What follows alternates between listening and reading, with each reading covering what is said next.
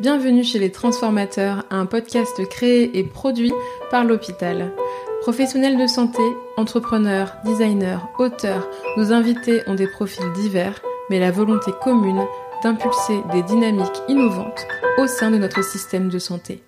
Écoutez-les parler de leurs projets inspirants et partez à la rencontre du système de santé de demain au travers de leur voix. Je suis Aude Niedenu, la fondatrice de l'hôpital, et aujourd'hui je reçois Pauline Oustric. Chercheuse en nutrition, elle a contracté en mars 2020 le Covid, comme beaucoup d'entre nous. Mais depuis, ses symptômes n'ont pas cessé. Ce moment a été pour elle le point de départ de l'association Après J20, dont elle est la présidente et fondatrice. Elle souhaite fédérer autour du Covid long et faire en sorte que cette maladie soit reconnue. J'ai eu le Covid comme beaucoup de personnes en mars 2020, au tout début. Et on me demande souvent mais tu devais avoir des comorbidités pour être encore malade au bout de 2 ans. Non, je suis en pleine forme, j'étais nutritionniste, je faisais ma thèse plus une start-up quand j'étais vraiment bien. Et je suis encore malade maintenant. Et au début du Covid, du coup, j'ai eu des symptômes assez typiques. D'abord, j'ai eu mal aux oreilles, puis de la fièvre, puis de la toux. Puis après, ça s'est dégradé progressivement au point où je pouvais plus marcher plus de 5 minutes sans être essoufflée. Donc fort essoufflement, difficulté pour respirer, problème cardiaque. Et on m'a emmenée quand même 2 fois à l'hôpital parce que j'avais du mal à respirer, j'avais des gros problèmes. Et en fait, la caractéristique du Covid long, c'est-à-dire du Covid qui perdure au bout de 4 semaines, c'est que c'est polymorphe, multisystémique. En gros, ça touche tous les organes. Donc, par exemple, cognitif, digestif, vasculaire, cardiaque, etc. Enfin, ça touche vraiment tout le corps. C'est prolongé. Donc, au bout de 4 semaines après le Covid. Et surtout, en fait, c'est par vague, c'est fluctuant. C'est pas tous les jours on n'est pas bien ou tous les jours on va bien. C'est vraiment, il y a des moments où ça va et des moments où ça va pas. Et c'est ça qui fait que c'est complexe, que c'est pas forcément visible et qu'en plus c'est variable en fonction des gens. Et c'est pour ça que souvent on comprend pas ce que c'est que le Covid long, même si maintenant c'est reconnu. Et toi, du coup, tes symptômes, ils ressemblent à quoi ? Alors ça a évolué, au début c'était surtout respiratoire, j'avais du mal à respirer, on a dit que c'était plutôt une pneumonie mais en fait c'était des problèmes respiratoires. J'ai eu des difficultés, des problèmes d'oxygénation, donc ça je l'ai toujours, le fait que je perde de l'oxygène à l'effort, cognitif ou physique. Les problèmes cardiaques ils sont toujours là, c'est-à-dire qu'en fait j'ai eu déjà 2 péricardites et une myocardite à cause du Covid. Donc du coup j'ai une faiblesse un peu cardiaque avec de l'inflammation et j'ai encore les problèmes digestifs, c'est-à-dire que j'ai des problèmes de nausées, de perte de poids, de difficulté à digérer, etc. Et des problèmes cognitifs, donc perte de mots, confusion, brouillard mental et surtout une fatigue. Et quand on dit fatigue, c'est pas la petite fatigue, j'ai fait un peu de sport, je suis fatiguée, c'est on est épuisé. En fait, l'expression, c'est on a envie de se brancher parce qu'on peut plus rien faire. Et ça m'arrive quand même assez souvent. Ou les malaises post-effort, c'est-à-dire que les symptômes, ils s'exacerbent après un effort cognitif ou physique. Pour donner un exemple concret, il y a encore quelques temps, quand j'allais chercher le pain à 15 minutes, j'arrivais pas à revenir à pied. Ou si je fais une présentation au travail ou une conférence, après, je mets plusieurs jours à récupérer. Mais après, il y a quand même des améliorations.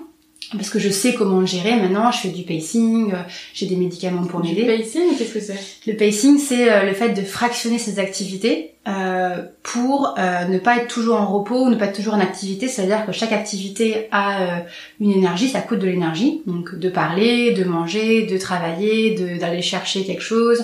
Et donc du coup, en fait, je fractionne, comme par exemple quand je faisais ma thèse pour finir d'écrire mon travail, je fais 15 minutes ou une demi-heure. Je me repose, 15 minutes, une demi-heure, je me repose. Des fois, c'est des slots d'1 heure. J'essaye, en fait, de fractionner ma journée pour ne pas arriver à l'épuisement. Et du coup, ça, c'est l'idéal, en fait, un peu pour tout le monde, même quand on n'est pas malade. C'est de fractionner pour pas être fatigué. Ouais, de faire beaucoup de petites pauses. C'est ça. Mais quand on a un Covid long, c'est presque obligatoire parce que sinon, on tient pas la journée entière. Et si on arrive dans l'épuisement, c'est trop tard. Donc toi, le fait d'avoir vécu ça t'a donné envie aussi d'agir un peu à plus grande échelle ? Comment ça s'est passé, la création de l'association ? Ouais, tout à fait. En fait, quand on a des symptômes qui sont très invalidants, qui nous empêchent de vivre au quotidien, qui sont aussi très frustrants parce que ça s'en va et ça revient, et qui sont pas forcément visibles, donc on ne croit pas toujours quand on les a, en fait, on a envie que ça serve pour les autres parce que c'est quelque chose qui est tellement inacceptable qu'on a envie que ça aide les autres. Et du coup, la première chose que j'ai fait, c'est que j'ai commencé à témoigner. Enfin, au bout de 8 semaines, je me rappelle en Angleterre, à 8 semaines et à 16 semaines, donc 8 semaines et 100 jours, j'ai commencé à écrire ce qui se passait, mes symptômes, qu'est-ce que je ressentais. Et en fait, du coup, je me suis rendu compte que j'étais pas la seule à le faire et qu'il y avait d'autres gens qui avaient les mêmes problèmes que moi. D'abord, ça rassure. Et deuxièmement, on se dit, bon, on est plusieurs avec qui on peut collaborer, faire une communauté et se battre et pour faire avancer les choses. Et du coup, je suis revenue en France quand même en fauteuil roulant et en ambulance parce que j'étais vraiment en mauvais état au bout de 6 mois. Et là, j'ai découvert sur Twitter le hashtag après J20, qui voulait dire après 20 jours. Donc le hashtag, il avait été créé par la psy révoltée, une patiente qui avait le Covid long depuis mars-avril et qui voulait comprendre en fait pourquoi elle, au bout de 20 jours, elle avait toujours des symptômes et si d'autres patients avaient ça aussi. Alors si on dit 20 jours, c'est parce qu'officiellement le Covid dure 20 jours, c'est ça? C'est ça, officiellement au début on disait le Covid, on a soit des symptômes au bout de 20 jours, soit on est hospitalisé ou soit on meurt, mais il n'y a pas d'entre-deux. Et du coup, c'est pour ça que le hashtag après J20 a été créé. Et après ce hashtag, il y a une communauté qui s'est formée, mais en fait c'était des patients qui ont chacun apporté, on était 6-7, chacun a apporté sa compétence. Donc quelqu'un a créé un site web, donc ça c'était Faustine, Bruno il a créé les visuels, Mylène elle a créé une revue de presse pour vraiment pouvoir recenser tout ce qui existait en France et international dans les médias sur le Covid long. Et après il y a Amélie qui a apporté le côté médias et presse.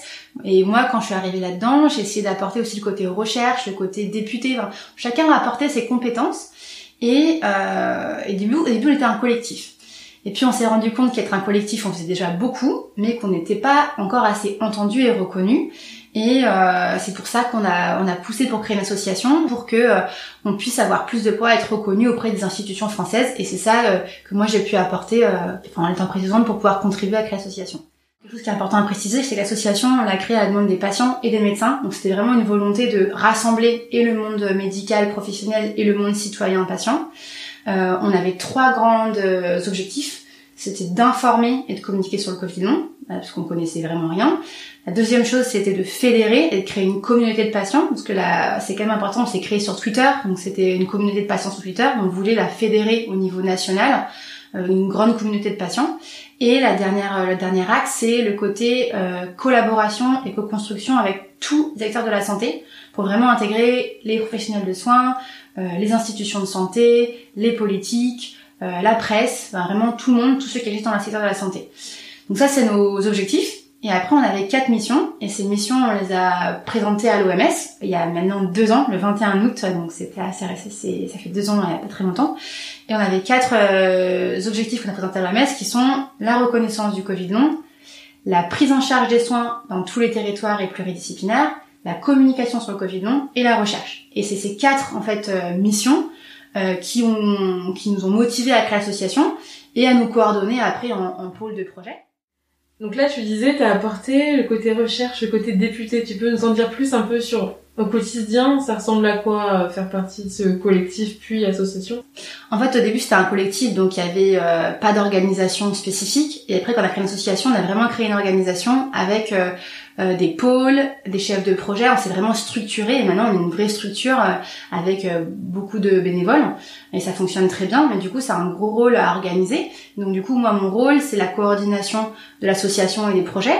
Donc on a une organisation qui est horizontale, donc ça veut dire que tous les cofondateurs, on était 6 à la base, participent à la validation de la stratégie. Et ensuite, on a ce qu'on appelle des bâtisseurs, c'est des bénévoles. Généralement, c'est des patients, mais aussi des gens qui veulent nous aider, qui sont pas patients, qui ont du coup plus d'énergie pour pouvoir aider. Et du coup, eux, ils ont en charge un projet. Donc, par exemple, on a plusieurs pôles. On a un pôle recherche, on a un pôle soins, un pôle communication et un pôle reconnaissance. Ça, c'est nos 4 piliers, c'est les 4 missions d'association. Et en fonction de ces missions, on a des projets avec des chefs de projet et du coup des projets qui se mènent en fonction soit de la demande des patients, de la demande des médecins ou de la demande des citoyens qui nous proposent des projets. Alors, est-ce que tu peux donner peut-être 2-3 exemples de projets concrets que vous avez menés? Notre rôle, vraiment, en fait, si on doit simplifier en une phrase, notre rôle, c'est d'écouter les patients, d'intégrer leur retour et d'être sûr que leur retour, le retour patient, Covid long, est intégré dans le système de santé pour améliorer les soins. Ça, c'est ce qu'on veut faire. Et pour ça, du coup, on a différents projets.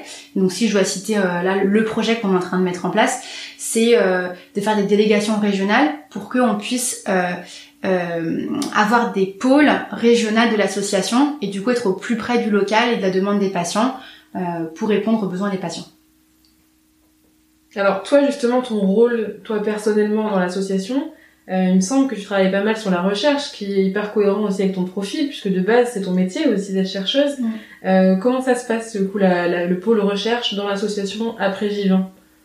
Oui, tout à fait. Moi, c'était un élan vraiment personnel de pouvoir intégrer la recherche dans les actions d'après J20. Donc du coup, c'est une de nos 4 missions. Et du coup, on a créé plusieurs pôles dans la recherche. On a un pôle recherche clinique que moi je coordonne, un pôle sciences humaines et sociales et un pôle plutôt publication scientifique. Donc le pôle publication scientifique, c'est qu'on a créé en fait une sorte de grande base de données accessible en ligne, open source, où on organise tous les papiers de recherche publiés sur le Covid long. Donc ça permet vraiment d'avoir l'actualité sur les papiers de recherche sur le Covid long et de les mettre à disponibilité. Ça a d'ailleurs été utilisé par plusieurs recherches en France et à l'étranger, donc on en est assez content. Donc ça c'est un de nos projets. C'est une partie vraiment bibliographie. C'est ça. Revue scientifique, les articles scientifiques qui tout à fait. Et le mettre à jour sur notre site pour que tout le monde puisse y accéder, autant la presse que les médecins que les citoyens. Et ça permet vraiment de montrer que là, il y a plus de 1500 articles de recherche sur le Covid long depuis 2 ans. Donc on peut plus dire que le Covid long, ça n'existe pas, ou c'est pas recherché, ou c'est mystérieux. C'est un des sujets de recherche les plus en vogue actuellement. C'est énorme quand même de faire cette veille, c'est un gros travail. Alors au début, moi j'avais commencé parce que c'était quand j'étais en thèse, je savais très bien faire des recherches bibliographiques, et puis maintenant je suis très contente, c'est un bénévole qui l'a repris et qui du coup est en charge bénévolement de faire cette mise à jour de la bibliographie. Et on continue de le faire, donc c'est un travail quotidien qui est assez coûteux en énergie, mais qui est très important parce que ça permet de montrer que le Covid long est sourcé et est recherché dans le monde entier. Donc ça c'est un projet. Moi le projet que je coordonne c'est la recherche participative et la recherche clinique. Donc en fait un de nos piliers c'est de dire que il faut intégrer les patients dans tous les décisions de santé. Et une des décisions c'est la recherche. Et en tant que chercheur, souvent on pense pas forcément quand on fait de la recherche à intégrer les patients dès le design. Et du coup, ça m'intéressait vraiment de prendre le point de vue patient et pas chercheur, et d'aller voir les chercheurs en disant voilà, vous faites des projets de recherche sur le Covid long, est-ce que vous pouvez intégrer dès le design, dès vos protocoles, le retour des patients pour pouvoir améliorer le projet de recherche pour mieux répondre aux besoins des patients. Et du coup, concrètement, qu'est-ce qu'on a fait ? On a participé à différents projets de recherche. D'abord, on a demandé au gouvernement de financer des projets de recherche spécifiquement sur le Covid long. On a été entendu et il y a eu 2 appels à projets de l'ANRS. L'ANRS, c'est l'Agence nationale de recherche en santé sur les maladies émergentes. Et donc du coup, ils ont lancé 2 appels à projets, c'est-à-dire ils ont financé des projets de recherche spécifiquement sur le Covid long. Et on a participé à 9 de ces projets de recherche qui ont été soumis à cette bourse. Donc 4 ont été validés et financés. Et donc concrètement, qu'est-ce qu'on faisait ? On faisait des réunions avec les chercheurs. Moi j'ai invité des patients partenaires qu'on avait formés à être dans ces réunions pour qu'on puisse en fait avoir une checklist des choses importantes. C'est-à-dire, est-ce qu'on respecte l'éthique du patient ? Est-ce qu'on prend bien en compte la maladie ? Est-ce que le patient est bien pris en compte ? Est-ce que les besoins des patients sont bien pris en compte ? Ça c'est plutôt le côté association. Après il y avait aussi le côté réglementaire, voir est-ce que réglementairement et législativement la recherche tenait la route. Aussi, est-ce que la recherche avait du sens pour la stratégie Covid long, et puis après tout le côté recherche plus pure, c'est-à-dire est-ce que le design tient la route, le protocole tient la route, enfin la côté plus aspect recherche. Mais du coup c'est passionnant parce que ça fait découvrir des recherches, intégrer des patients dans la recherche, et après on fait de A à Z, on fait du protocole jusqu'à la mise en place du projet de recherche avec les chercheurs, l'envoi du questionnaire, par exemple si c'est un questionnaire, ou la demande de participation aux participants que nous on connaît avec nos réseaux, et après la communication des résultats, l'explication aux patients. Donc c'est vraiment très complet, très formateur, et ça c'est un des projets qu'on a en route. Alors on comprend assez bien le lien entre toi, ton métier, tes compétences et ce travail-là. Ouais. Mais j'imagine que t'es pas la seule chercheuse qui a le Covid long. vu le nombre de personnes atteintes. On n'a pas dit d'ailleurs combien de personnes sont atteintes de Covid long en ce moment. Alors en France, là, on a enfin des chiffres, et la Santé publique France a publié ça récemment, en disant qu'il y avait 2 millions de personnes qui étaient touchées par le Covid long en France. Donc c'est énorme, et c'est souvent des personnes jeunes et en bonne santé à la base. C'est environ 30% des personnes qui ont eu le Covid ont un Covid long au bout de 3 mois. Donc c'est quand même beaucoup. C'est vraiment énorme. Et donc du coup, dans ces 2 millions de personnes, il y a forcément d'autres chercheurs. Ouais. Pourquoi toi ? Qu'est-ce qui t'a motivé, toi, à dépenser autant d'énergie, alors que t'en as assez peu en ce moment, sur un projet comme celui-là ? Pour plusieurs raisons. Déjà, personnellement, le fait d'être malade, moi, je voulais que ça serve à quelque chose, de pas avoir cette maladie handicapante qui m'empêche de faire du sport et de faire tout ce que j'ai envie de faire au quotidien parce que j'ai moins d'énergie qu'avant.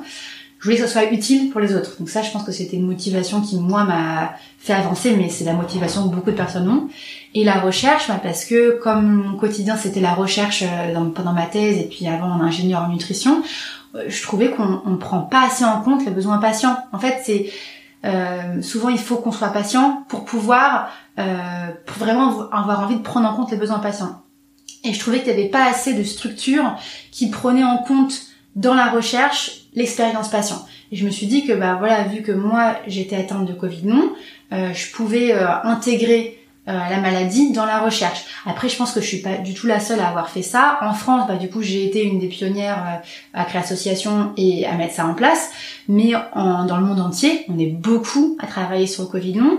On peut citer d'abord les Patient-Led Research en Amérique. C'est des chercheurs et patients qui ont le Covid long, qui ont créé du coup une structure de recherche pour travailler sur le Covid long. Donc eux, ils avaient commencé ça aux États-Unis.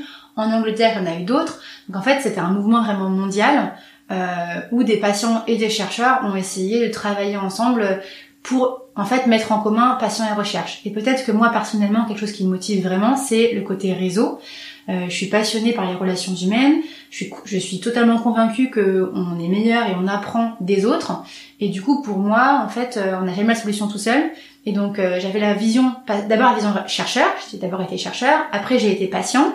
Et maintenant, je me suis dit, il faut qu'on augmente, qu'on rassemble les différentes voix. Donc, la voix patient, la voix chercheur, la voix citoyen, la voix politique, la voix entreprise. L'initiative personnelle, c'est de rassembler ces différentes voix pour améliorer la santé. Et en fait, l'association, du coup, ça vient aussi de là. Et du coup, je participe au pôle recherche, mais l'autre chose auquel je participe, c'est la coordination et la construction des différents projets. Parce qu'en fait, concrètement, c'est quoi ? C'est rassembler les différents points de vue, les différentes personnes qui ont des différents rôles pour qu'on trouve les meilleures solutions ensemble. Donc on peut dire que tu essayes vraiment d'activer l'intelligence collective autour de sujets du Covid long. Tout à l'heure, tu as cité aussi un peu ton rôle quand même sur la dimension politique. Est-ce que tu peux nous expliquer un peu comment on s'y prend quand on a un sujet qui nous tient à cœur et on veut que les politiques entendent ? Qu'est-ce qu'on fait ? Ouais, alors là, j'étais très novice au niveau associatif. Moi, à la base, je suis d'abord ingénieur en nutrition, je suis chercheur.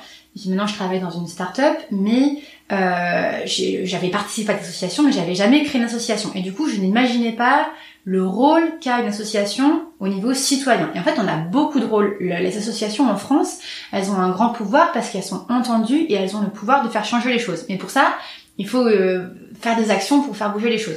Donc concrètement, j'ai commencé, ça c'était les Anglais qui m'ont un peu inspirée, à écrire à mes députés. Parce que les Anglais, c'est beaucoup ça. Et quand j'ai commencé, même Concret Association, moi j'ai commencé à faire un témoignage en disant voilà, j'ai 27 ans, j'ai tel et tel symptôme, c'est pas pris en charge, on me dit allez courir madame, c'est dans votre tête, c'est pas normal, qu'est-ce que vous proposez pour qu'on puisse aider les milliers de patients qui sont comme moi, maintenant on sait que c'est des millions. Donc j'ai commencé comme ça, à écrire à mon député. Après on a créé l'association. Et du coup, on avait un pôle plutôt institutionnel, politique, député, Sénat, etc. Et on espérait qu'on ait quelqu'un pour gérer ce pôle. Maintenant, ça y est, on a trouvé. Mais au début, du coup, je m'en chargeais un petit peu. Du coup, concrètement, c'est quoi ? C'est informer les sénateurs, les députés en leur écrivant voilà ce qui se passe.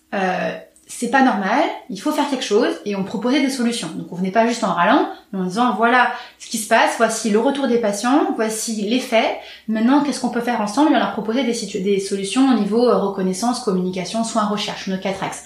On a eu quand même pas mal de retours, on a eu plusieurs questions directes qui ont été posées à l'Assemblée, Moi, j'ai été invitée à... Posé par les députés, hein, du coup. C'est ça. Du coup, nous, on écrivait des questions, enfin, on envoyait un mail aux députés ou une lettre, et après, eux, ils posaient des questions à l'Assemblée ou au Sénat, ou sinon, c'était eux qui nous contactaient, parce qu'on était visibles sur les réseaux, pour écrire une question. Et on a été, par exemple, invités au moins 2 ou 3 reprises au Sénat et à l'Assemblée pour témoigner du besoin patient sur le Covid long. J'ai eu la chance, par exemple, d'être invitée par... ça y est, j'ai une perte de mémoire. Le député Calarigné. Villani. Ouais. Voilà. Donc ça, c'est assez impressionnant de pouvoir être invité pour pas représenter les patients Covid long à l'Assemblée et être entendu, quoi. C'est très important. Comment tu l'as vécu, ça? Je me suis rendu compte que en France, on aime beaucoup râler, mais qu'on pouvait surtout beaucoup agir. Donc en fait, il faut tourner la difficulté en action, en solution, et ça c'est quand même c'est très motivant. Donc le fait de voir que rassembler les témoignages des patients, les tourner en solution et les présenter, en fait ça a quand même un rôle et ça fonctionne. Après c'est sûr que la difficulté et la frustration, c'est qu'il y a encore un décalage entre tout ce qu'on fait et le résultat sur les patients. C'est-à-dire que là, les patients, même si le Covid, bon, ça y est, c'est reconnu, ça commence à être pris en charge, on est au bout de 2 ans, il y a de la recherche, concrètement, les patients, ils ont encore des fois où ils vont voir leur médecin, on leur dit c'est dans vos têtes, c'est pas grave, ça va passer, vous êtes jeunes, ou ils ont pas de prise en charge alors qu'en fait, ils ont des péricardites ou des myocardites. Il y a quand même des traitements, on n'a pas une solution miracle, mais il y a quand même des choses pour aider les patients. Et concrètement, il y a encore un décalage entre tout ce qui est fait et le vécu des patients, parce que c'est une maladie qui est très invalidante. Donc ça, c'est la frustration. Donc c'est pas encore résolu. C'est vrai que c'est dur après 2 ans, après tous les symptômes qu'on a et toute la difficulté qu'on a au quotidien. Et encore, moi j'ai de la chance, je travaille encore et je suis soutenue. Il y a des gens qui ont perdu leur boulot à cause du Covid long et qui sont en difficulté sociale et financière. Donc du coup, ça c'est frustrant de travailler autant bénévolement et de pas avoir des effets sur tous les citoyens, mais ça avance quand même, c'est ce qu'il faut se dire. Et là, du coup, je pense que les auditeurs, auditrices vont être un peu surpris. Comment tu arrives à gérer tout ça en plus de ton travail? Comment tu t'organises? Je fonctionne beaucoup par la motivation, mais c'est vrai que je pense que j'en fais un petit peu trop et ça m'aide pas forcément à guérir. Mais là, en fait, je me suis organisée pour travailler à 4 jours par semaine et je peux pas travailler plus parce qu'en fait, ma maladie est trop invalidante pour faire plus. Donc, je suis capable de travailler totalement, je suis très efficace, mais il faut que je fasse le pacing, ce qu'on s'est dit, c'est-à-dire la fractionnement des activités. Et là, ce qui m'a vraiment sauvée, parce que j'ai fait des grosses rechutes en novembre et en décembre, c'est de passer à 4 jours par semaine et d'être en télétravail flexible. Donc en fait, en adaptant mon poste, j'ai bien médecin du travail, j'ai adapté mon poste, et le fait de fractionner mon temps de travail, d'avoir un temps flexible de travail et pas d'avoir des horaires 8h du matin à 19h. En fait, je travaille beaucoup, mais je travaille plus efficacement parce que du coup, je me force à travailler sur un temps plus réduit. Donc 4 jours par semaine. Du coup, je suis beaucoup plus efficace, je produis plus et c'est moins fatigant pour moi. Et j'ai un jour où je peux vraiment souffler, pas avoir de contraintes. Et du coup, généralement, c'est mon jour asso, c'est mon jour où je fais l'asso, les rendez-vous médicaux et où je me repose. Mais dans le futur, je cherche à déléguer de plus en plus. Donc là, j'appelle aussi beaucoup à trouver des bénévoles parce qu'il y a beaucoup de choses à faire, on demande de plus en plus. Et donc du coup, j'aimerais pouvoir déléguer encore plus. Mais c'est vrai que là, je pense qu'on a pris beaucoup sur soi, et je parle de moi, mais c'est aussi les autres cofondateurs. Les 6 cofondateurs, on a beaucoup donné pendant les 2 dernières années, et je pense que c'est pas tenable sur encore plusieurs années. En fait, on a pu donner autant parce que c'était sur un court terme. On espérait qu'au bout d'1 an, en fait, ça serait réglé. C'est pas le cas. En fait, on pensait qu'on signerait, l'association, ça s'arrêterait au bout d'1 an, qu'on aurait trouvé des solutions, qu'on guérirait les patients. C'est pas le cas, et on se rend compte même que ça va durer très longtemps parce qu'il y a des séquelles cognitives, cardiaques sur le long terme. Donc là, concrètement, on est en train de se réorganiser pour que l'association elle soit automatisée au possible, avec des pôles, avec des des chefs de projet, pour que nous, les cofondateurs, en fait, on délègue le plus d'opérationnel et qu'on fasse plus que, entre guillemets, la coordination et la stratégie, et que l'opérationnel soit fait par les bénévoles volontaires. Mais je peux pas continuer comme ça pour encore plusieurs années, quoi. C'est la motivation qui mène, mais c'est pas durable sur encore des années. C'est quoi les plus grosses difficultés que tu as rencontrées, que vous avez rencontrées d'ailleurs au sein de l'association depuis 2 ans là? Alors il y a les difficultés opérationnelles, c'est-à-dire qu'on est tous malades, et donc la maladie, ça fait qu'on a des rechutes imprévisibles ou des malaises post-effort ou des choses qui font qu'on peut pas travailler comme on veut. Donc du coup, c'est trouver des bénévoles il y a beaucoup de bénévoles qui veulent aider, mais souvent ils peuvent pas aider sur le long terme. Et donc ça, c'est une première difficulté, c'est de trouver des gens qui puissent tenir ou trouver suffisamment de gens pour avoir des relais et pas en fait avoir des projets où en fait comme finalement les bénévoles sont trop malades, c'est les fondateurs qui doivent gérer les projets, ce qui s'est beaucoup passé parce qu'on est tous malades. Donc ça c'est compliqué, mais on progresse, on apprend vraiment les uns des autres. Donc voilà, trouver d'autres bénévoles, ça c'est un premier besoin. Et le deuxième c'est le délai administratif qui est souvent très français, mais le Covid long a été reconnu en 21 août 2020 par la OMS. En France, on a attendu février 2021.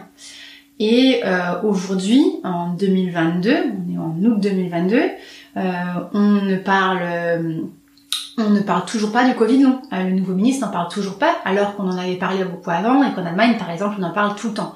Donc là, la difficulté, c'est de réussir à garder la communication sur le Covid long, que ce soit quelque chose qui soit intégré, c'est-à-dire que dès qu'on parle du Covid, on parle aussi du Covid long, du Covid court, des hospitalisations, mais qu'on arrête de dire que le Covid, c'est uniquement des gens asymptomatiques ou une maladie courte, ou une hospitalisation ou des décès. C'est aussi un Covid long. Et tant qu'on n'aura pas gagné ça, on n'aura pas réussi. Donc là, la difficulté, c'est gérer la frustration du fait que c'est lent, qu'on nous demande beaucoup en tant qu'association. On est intégré dans presque toutes les institutions de santé, à l'Haute Autorité de Santé, à la NRS, dans les ARS, dans les DAC, donc en gros dans tous les systèmes régionaux de santé. Mais on est bénévole, on a une asso et on n'est pas payé pour faire ça. Donc en fait, c'est la frustration d'avoir beaucoup à faire et de vouloir faire beaucoup, mais d'avoir pas la structure derrière qui suit pour répondre à ses besoins.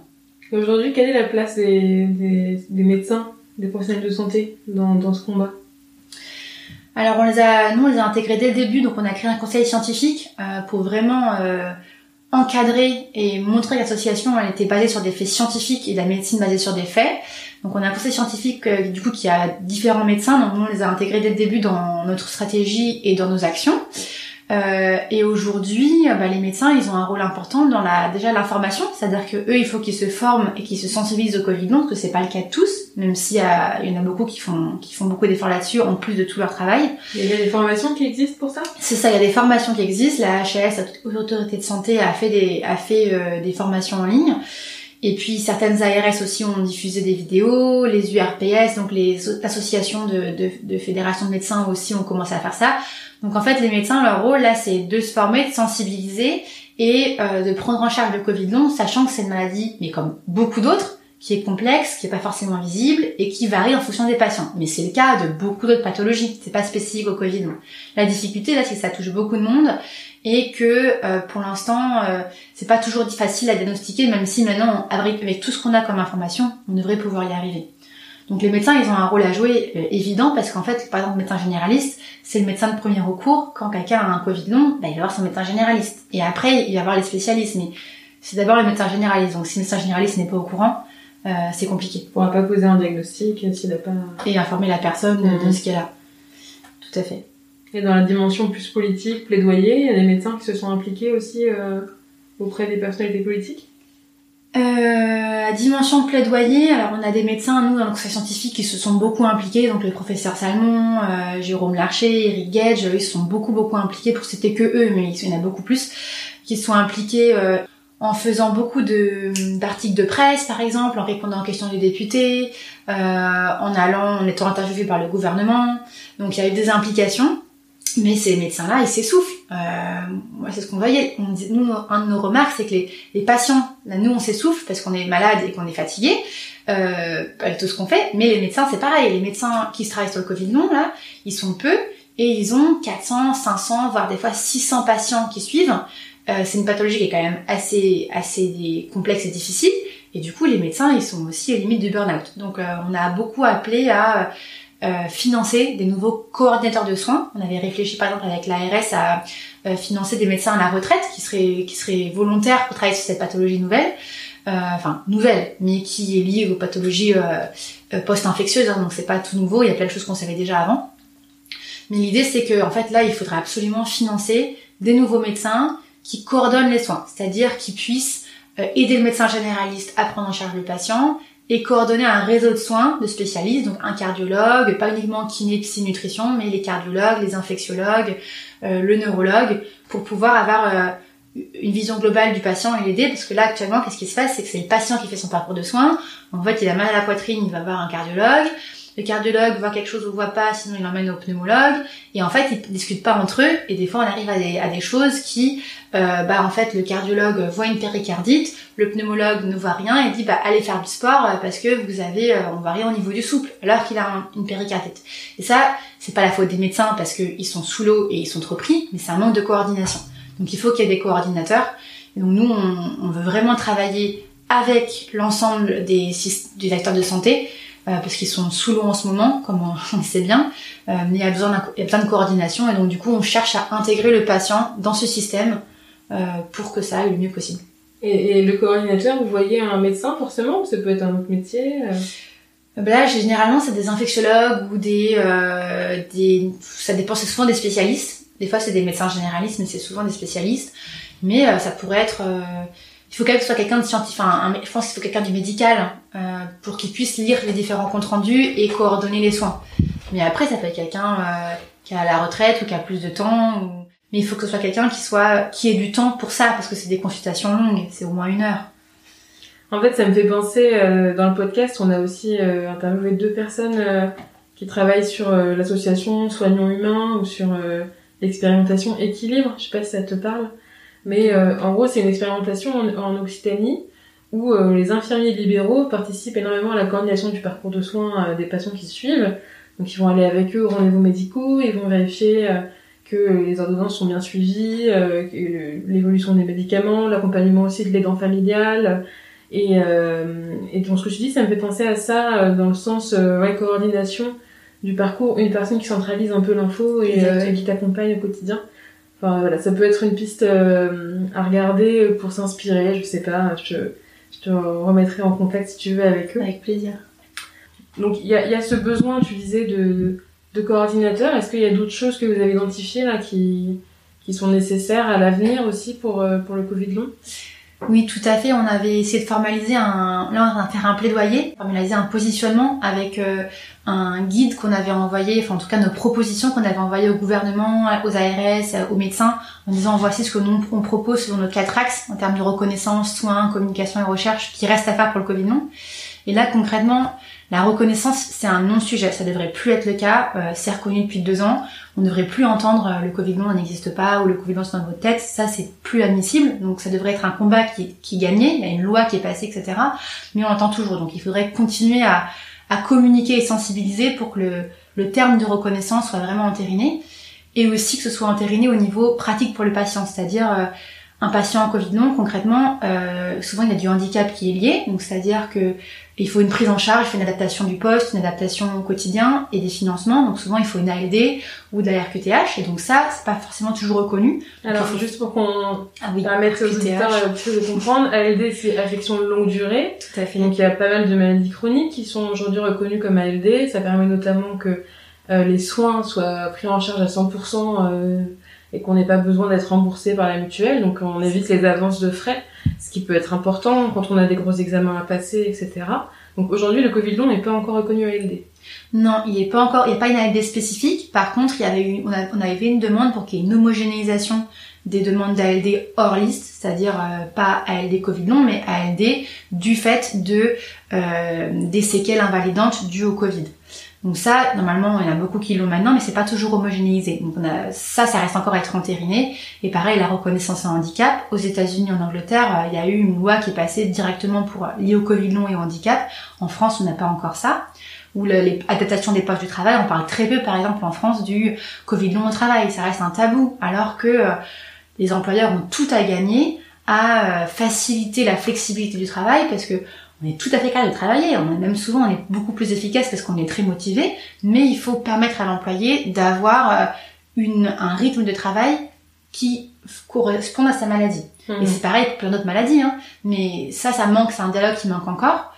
Et donc ça c'est pour tout le terme de reconnaissance. En termes de soins, c'est ce que j'ai parlé de la coordination la coordination des soins et des soins pluridisciplinaires. Donc on dit pas uniquement psy, kiné, nutri, même si moi je suis nutritionniste de formation, donc c'est indispensable, mais il faut vraiment quelque chose de pluridisciplinaire. Et surtout en termes de recherche, là on a besoin de traitements. Ça commence à avancer. Il y a des traitements symptomatiques, donc pour le cœur, les allergies, les problèmes de peau, la digestion, qui permettent aux patients de vivre un petit peu mieux. Mais on attend vraiment les antiviraux, la recherche qui fera qui permettra de soigner vraiment la cause, donc par exemple les persistances virales, l'inflammation chronique, et qui permettra de soigner le Covid long sur le long terme et pas uniquement les symptômes. Donc ça c'est indispensable, et en France on est quand même assez en retard sur les traitements. Et enfin la prévention, parce que ça je pense que c'est le mot très important. Pour l'instant, quand on parle du Covid, on parle que du Covid et des hospitalisations, on parle pas assez du Covid. Donc faut pas faire peur, c'est vraiment pas l'idée, mais de dire que voilà, le Covid ça peut aussi entraîner un Covid long. Tout le monde ne l'aura pas, mais ça touche quand même 30% des gens, avec des invalidités différentes, mais que du coup il faut vraiment en parler, le prendre en compte, parce qu'on peut pas laisser la roulette russe passer et dire c'est pas grave, les infections vont augmenter, de toute façon les gens meurent moins, donc c'est pas grave. Non, ça peut toucher tout le monde, et les conséquences sont telles, ça peut créer des diabètes, ça peut créer des conséquences neurologiques et cardiaques à long terme, qu'on peut pas se permettre de ne pas prévenir le Covid. Ça c'est très important. Ouais, donc ce que tu recommandes là, c'est que finalement on réinsiste sur les gestes barrières, qu'on refasse attention aussi au Covid, parce qu'on a l'impression qu'il a disparu, mais en fait, ou en tout cas qu'il a peu de conséquences aujourd'hui avec les vaccins, etc. Mais des gens qui sont infectés, il faut avoir quand même ces conséquences-là. Et ça, c'est vrai qu'on l'a pas en tête en ce moment. Tout à fait. Et ça évite de culpabiliser les gens, par exemple, qui gardent encore le masque parce que ils sont fragiles. Enfin, moi, le mot fragile me gêne toujours parce que, du coup, je suis fragile à 29 ans alors que j'étais en pleine forme avant. Mais voilà, quand quelqu'un porte le masque, d'abord, on sait pas quelle est la raison pour laquelle il le porte, donc pas le stigmatiser ou la stigmatiser. Et du coup, le fait de mieux comprendre que le Covid n'est pas bénin, parce que si tout le monde comprend ça, que le Covid, c'est pas uniquement une petite grippette ou une hospitalisation, qu'on peut aussi être alité pendant plusieurs mois ou avoir des maladies chroniques qui en persistent, plus faire de sport, plus travailler comme avant. Si on comprend ça, du coup, on se respectera plus les uns les autres, il y aura moins de tension, il y aura plus de compréhension, et c'est la base. La prévention, ça passe par la sensibilisation et la compréhension. J'espère que ce podcast va contribuer justement à faire passer le message. En tout cas, merci beaucoup Pauline, c'est un parcours vraiment impressionnant, et de voir toute l'énergie que tu déploies alors que ton énergie justement elle est un peu atteinte, enfin plus qu'un peu atteinte par ta maladie, c'est quelque chose d'assez fort, et c'est pour ça que je pense que t'es une transformatrice, t'es quelqu'un qui s'est impliqué pour vraiment faire évoluer le système de manière extrêmement concrète, et je pense que c'est une bonne source d'inspiration pour les gens qui malades ou pas malades, en tout cas ont des causes qui leur tiennent à cœur et se demandent comment les faire bouger. C'est un exemple. Il y a 2 petites questions que je pose toujours en fin d'épisode, que je vais te poser. La première, c'est est-ce que tu as une devise, une phrase qui te motive?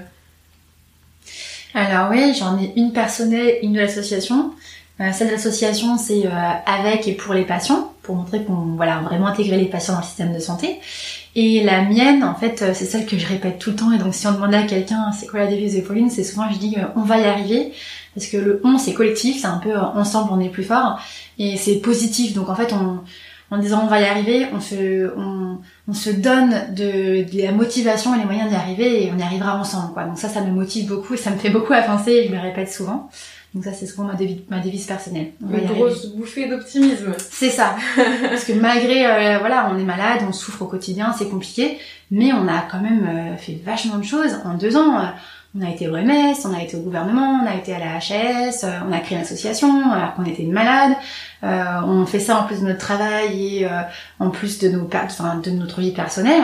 On a fait beaucoup de choses, et ça sert quand même pour les patients, même s'il reste beaucoup à faire, ça sert. Donc faut aussi être positif. On avance, on va y arriver. Ouais, on voit les choses évoluer. Vous pouvez être fiers de tout ce que vous avez accompli, en tout cas avec l'association. Et on arrive à ma dernière question, qui est, à ton avis, qui sont les prochaines personnes qu'on devrait inviter? Est-ce que tu connais des transformateurs, des transformatrices du système de santé? Alors le réseau, c'est quelque chose qui me motive vraiment, donc je vais pas réussir à te donner un seul nom. Mais si on fait par catégorie, en catégorie soignant, Il y a 2 personnes, alors il y a plein de personnes à citer, mais il y a 2 personnes qui contribuaient beaucoup à la création de parcours de soins Covid long. Donc professeur Dominique Salmon plutôt sur la région parisienne et Jérôme Larcher en Occitanie qui a été un des premiers à créer un parcours de soins Covid long en Occitanie. En termes d'association, Française Santé avec Alexis Vervial qui est très inspirant en termes de plaidoyer. Et l'association Assomast et Millions de Missing France avec qui on travaille beaucoup, qui sont peu connus. Millions de Missing France, c'est sur l'encéphalomyélite myalgique, qui est peu connue, mais qui est une des maladies qui peut apparaître après un Covid long, donc ça va devenir de plus en plus connu. Et Assomast, c'est sur le SAMA, le syndrome d'activation mastocytaire, qu'on peut aussi développer avec le Covid long. Et donc du coup, on travaille avec eux et ça vaut le coup de les connaître. Et en termes de start-up, parce que il y a beaucoup de start-up aussi d'entrepreneurs qui font évoluer le système de soins. Récemment, en tant qu'association, on a travaillé avec deux start-up, QMed en Occitanie, qui veulent créer avec nous une application pour informer sur le Covid long. Donc ils font des choses qui sont très intéressantes pour améliorer les soins et l'information. Et Skiesi, qui est une start-up de la PHP. Et dont le slogan c'est de mieux intégrer la voix des patients. Donc ça m'a beaucoup intéressé parce qu'ils veulent intégrer la voix des patients en créant des questionnaires de recherche qui prennent en compte la voix des patients. Donc c'est des personnes qui m'inspirent beaucoup. Mais merci, ça nous fait beaucoup de boulot là pour tous ces épisodes. Non mais c'est important aussi, je pense qu'on partage aussi les gens qui nous inspirent et les initiatives qui nous inspirent, qui nous donnent envie de bouger. Parce que c'est vrai qu'on peut voir le côté un peu déprimant de ça bouge pas assez vite, l'administration, les choses on se sent pas entendu, puis on peut aussi choisir de voir le côté optimiste de tout ce qui bouge, des gens qui arrivent à faire bouger les lignes comme toi et comme pas mal de gens qu'on a interviewés d'ailleurs. Et c'est vrai que ça rebooste, ça redonne de l'espoir et ça donne envie de continuer à agir. Donc merci beaucoup Pauline. Merci à toi, je suis très reconnaissante d'avoir été là. Bah, c'est partagé, merci d'avoir pris ce temps et d'avoir partagé cette expérience personnelle assez exceptionnelle. Et je suis sûre que ceux et celles qui nous écoutent seront extrêmement inspirés par ton témoignage. Merci beaucoup. Merci d'avoir écouté cet épisode. Peut-être qu'il a résonné avec vos convictions ou vous a donné des ailes pour concrétiser vos idées. En tout cas, vous n'êtes pas seul. Nous sommes des centaines à vouloir transformer notre système de santé. Et nous avons créé un espace en ligne pour échanger et pour nous entraider. Pour nous rejoindre, rendez-vous sur notre site l'hôpital.care, lowpital.care, rubrique communauté. Et pour nous aider à faire connaître le podcast, parlez-en autour de vous, mettez-nous 5 étoiles et abonnez-vous sur les plateformes de votre choix. Ça nous aiderait énormément. Merci et à bientôt pour le prochain épisode.